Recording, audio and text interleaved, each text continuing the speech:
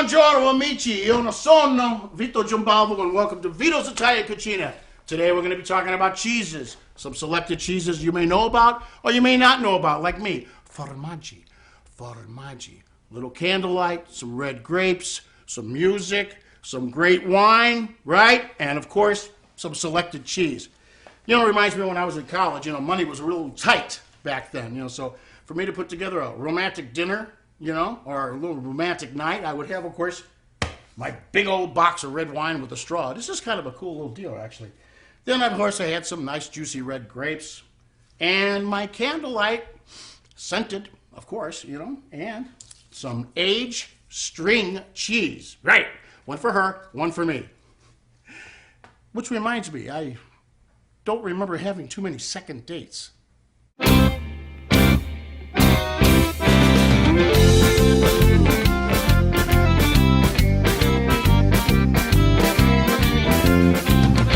Welcome to Vito's Italian Cucina. Today, we're doing a show on formaggi, cheeses. And who better to have than my good friend for over 30 years, Mr. Basta, the aficionado of cheeses. Let's go say hello. Come on, Paul. Hey! Vito. How you doing, buddy? Great. Nice to be here. I'm glad you're here. Thank you very much for inviting me as your first guest. Cheese guest. Cheese guest. Yeah, but you're helping me cook. You're the first guest on Vito's Italian Cucina that is going to help me do a little cooking, and that's a little bit later. But right now, this cheese, boy, I hear you've been going all over town doing demonstrations and you're putting it out there. You've been doing like hot in Cleveland, some TV shows, because that's where we met. We actually started as camera operators in Hollywood, and we have done a lot of shows together. And I've known Paul for over 30 years, and one of his passions is camera work and cinematography, but the other parts are things that we don't know about, like these cheeses, right? That's exactly And this is a passion. Actually, that's what joined us together here is our passions. Your passion for Italian cooking. Right. My passion for cheeses. Today, Italian, but it includes French and cheeses throughout the world. Yeah. And I have been doing it for quite a bit. Shows that we would shoot. On the hiatus periods, they'd have parties and everything. So I heard you did Bowling for Dollars. You did Bowling that. for Dollars. No, I missed that one, actually. That must have been a lie then, I guess. I don't know. But hey, while we're there, I got to stop and say, you look marvelous. And this, these are my new aprons, by the way, my new logo. Terrific. And, this is yours, by the way, to take with you. Thank you very much. So if you get anything on it, you got to wash it. Okay. Okay, pal? All right. It's a deal. But, this is what we're going to do. So you've been doing this for such a long time, and I know we're going to get into all of this. This is a lot to do. I mean, you do this by yourself or what? Not really. Oh. Whoa! Hi, honey. Sorry, I'm late. Oops, I mean, Mr. Pasta. It's Basta. Where have you been? Remember, you told me if I needed to cut the cheese to go outside and get some fresh air. So here I am, and here's the cheese I cut. Hey, honey, you want to introduce us? Yes. Of course. This is 2012 Miss Swiss, my cousin, Queso Fresca. Queso Fresca. Wow. Queso Fresca. My cousin. Your cousin, yes. Well, I detect an accent. Where are you from?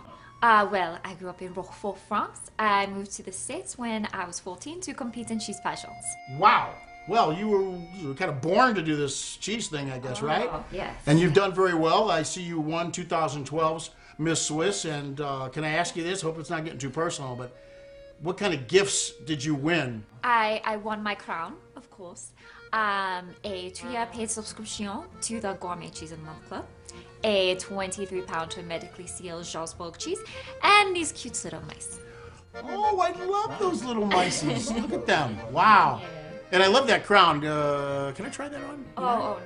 No? I never take the crown. You never take the crown off, I guess. Well, I also see that you have grilled cheese earrings there. Those are lovely. What kind of cheese? Roquefort. Oh, of course. Roquefort. Right. And you're from Roquefort, France. Well, there you go, So, you going to stay and help us in the cucina and do a little cooking here? Well, while you talk to all these beautiful, hungry people, I must go prepare for my next pageant. Oh. The 2016 Formaggi Festival. And I must master the dreaded wedge cheese tightrope walk. Whoa. Oh, bye-bye. Oh, what is that? Well, she was lovely. Shall we just go on with what we're doing here, or what? I couldn't agree more. I guess we're going to catch up with Miss Swiss later and see what's going on. But for now, Paulie. Look at all these cheeses. Absolutely. Oh, my God. You going to tell me something about this? Sure. I want to hear all about it. I can't wait to taste them. Well, you get a chance to taste them when we start cooking later. Oh, yeah, that's But true. right But now- what about right now? Right now, these cheeses are from about the same area in Italy, the northern climes, if you will. And the mildest is mozzarella di bufala, which is buffalo milk.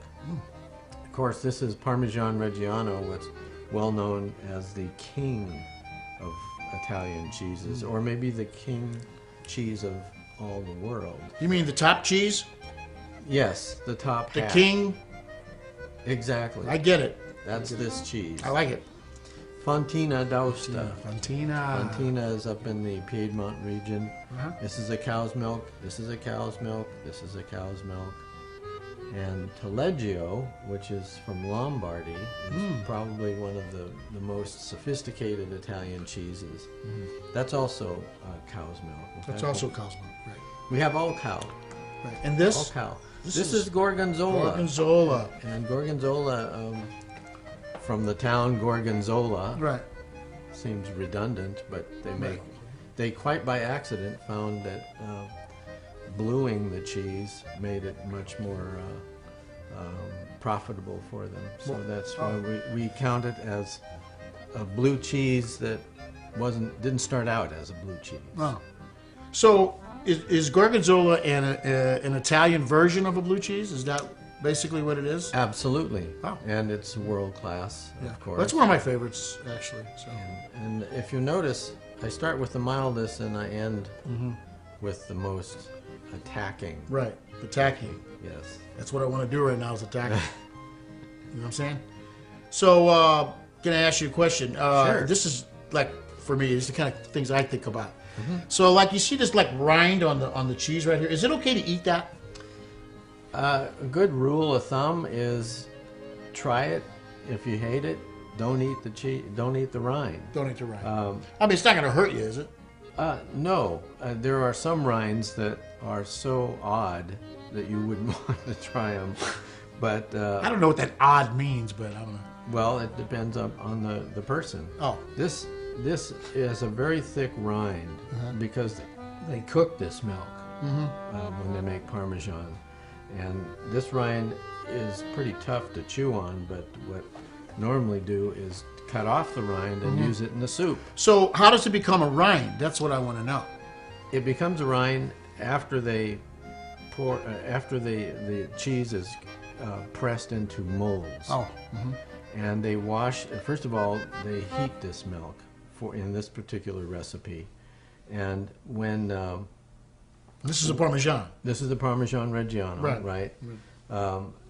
After it's in the mold, they cure it for many months, and in doing that, because the milk had been heated as part of the recipe, that gives it a very thick rind. Oh. I But gotcha. as you notice in the bufala mozzarella, there's no rind because Right. it's a fresh cheese. Which I love that. That's great. So I love just a little bit of tomato sauce on a pizza, and you put Hard to beat. Hard to beat. marron. Yes, the double marron. Marron. Formaggi. I like that word, formaggi. It's a great word. That's a Actually. great word. Yeah, I love that too. So go ahead. Fontina, Fontina. You know, there was a gal in high school that I was fond of. and her name was Tina. Yeah, That's right. boom. Oh, I'm sorry, Paulie, but go ahead. I couldn't pass that up. Fontina is Yeah. actually the choices we have today are readily available, and I encourage your audience to seek out a cheesemonger behind the counters at your favorite cheese store. Right. Establish a relationship with them because there's so many variations in the world of cheese that you'll never exhaust it, and that's what makes it so amazing. Yeah. Think of it as controlled spoiled milk. Oddly enough, that's what cheese is. So the expiration date is a good thing. Yes. Oh. Yes. Okay. Well, in this case, I like that. So let me ask you a question. So, because Sure. you know what? First of all, this is a nice selection. Some of these I know, but boy, there's one in here that I really don't know. And that's the Taleggio, which I learned about because you had suggested that'd be a good one to go with. And boy, that's wonderful tasting. I've never had that before. In fact, we're going to cook with that today, Paulie. We're going to cook with that. I hope. Yeah, it's going to be pretty good. But you told me originally when we were going to do this that I don't know, Vito. I don't know. You know, traditionally, the Taleggio is not a cheese that you cook with, right? Right. Because you said what fondues. Yeah, more fondues. It's used in fonduta in Italian. I like that.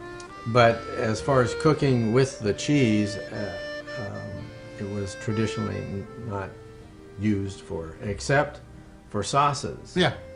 And I think we'll probably take that road a little bit later. Right? Yeah. I think you're going to like what we're going to do. But there was one thing I was going to ask you about this cheese, and boy, I think it was I want some. True. Well, you'll notice. Take a whiff. Oh. I was going to take a bite. Wow. It's got a fruity. Would somebody use the Taleggio? Taleggio, and the aroma should be barnyardy.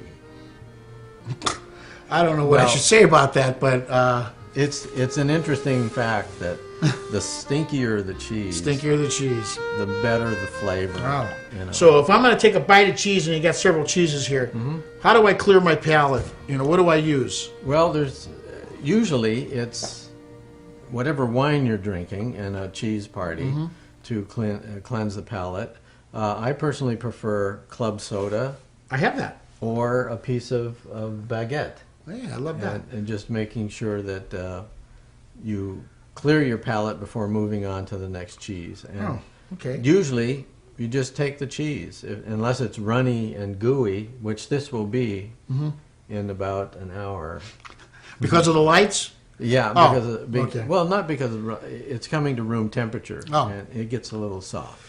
Yeah, well, I'm gonna get runny and gooey if I stay under these lights too. If I'm telling you right now, pal. But how can I what do I got to say to you to get me to taste one of these cheeses? What do I just say, Paulie? Can I taste one of these cheeses? Yeah, there's no mystery here. There is, Vito. Okay, which one should I taste? That's what I want to know. Well, why don't you taste the Taleggio as it is right now? Just like this. Pick up that one of those little slices. Yeah, I'd love to try that. Okay. Don't worry about the rind. Don't worry, so I can eat this rind, no problem. You'll find out. Oh. Wow, that's Maron. This is great. It should have a lot of complex flavors. We speak of experiencing cheeses like we do wine, with a beginning, a middle, and a finish. Wow. And wow. And you drink wine with this or water, right? Carbonated water? Your choice. Just whatever. Me, I go with the water. Yeah, I like the water. too. That's great.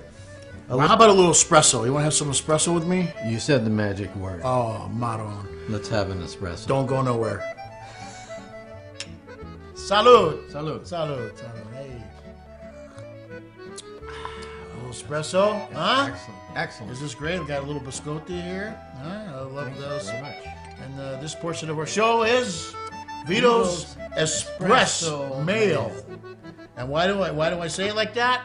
Because we come over to the mailbox and oops, we got some espresso emails here. And this is perfect timing for this, Paulie. These, because I did a lot of promos for you being on the show, they sent me some emails. I figured they would ask the cheese aficionado different things that people want to know, because I want to know too. You ready? I'm ready. All right, here we go. From Anna from Chicago. Okay, it's cold back there right now. In your opinion, what is the best cheese to use for mac and cheese? Ooh. Wow, not bad, huh? Ooh, that's a good one. It's a good one, Anna. I have a simple answer.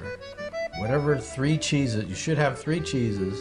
One of them should be Gruyere, which is a French or Swiss. And the others can be your choice. Fontina is excellent. And the third choice you could play with. You could use a Swiss, an Emmentaler. But those 3 cheeses in particular, with the Gruyere, Fontina, and Emmentaler, will make a fondue that is, or excuse me, a mac and cheese that will stay in your memory as well as your stomach. That sounds good. So these are like very soft cheeses, I take it. Yeah. Right. Okay, good. Well, there you go. Thanks, Anna, for that. Emmett from South Carolina. It's a 2-part question. When a photographer is going to take your picture, why do they always tell you to say cheese? I mean, why do they do that? And here's the second part of the question. And does it matter what kind of cheese you should be thinking about so you take a better picture? Those are 2 pretty good questions, actually. Paulie, the first question, why do they make you say cheese? Because it shows your dental equipment. Oh, okay. So what? The smile, cheese. And the second part, do you really have to think about a certain cheese? Take a better picture. No. Okay, no. Okay.